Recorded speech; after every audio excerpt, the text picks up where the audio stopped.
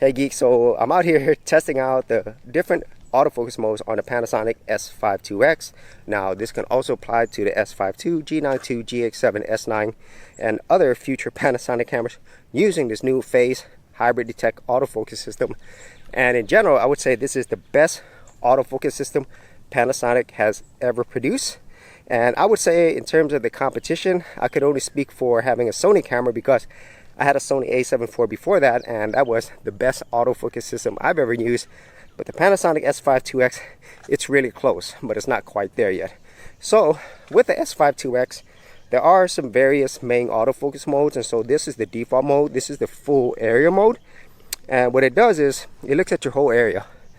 And I think for the most part, this works really well. And if you are not in a place where there's different lighting or there's not a lot of other things behind you, then I think this mode will work just fine.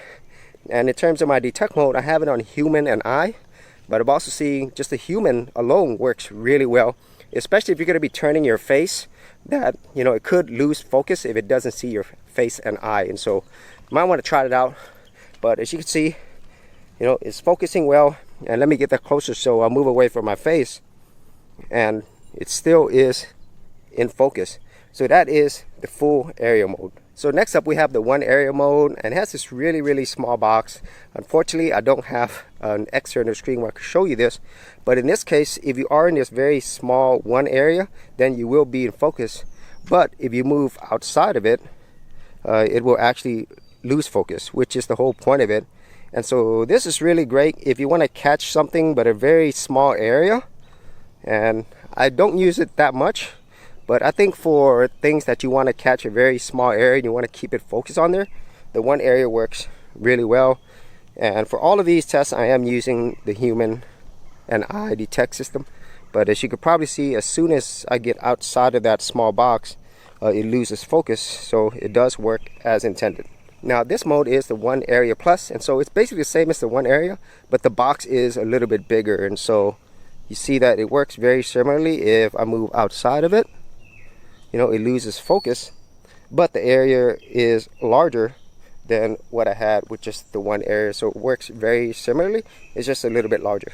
And so the final main focus mode is zone area. This is very similar to one area and one area plus, except your area is larger and very similar to those other modes. As long as you're in the zone, it will focus, but when you get out of the zone, it will focus on whatever is in that zone area.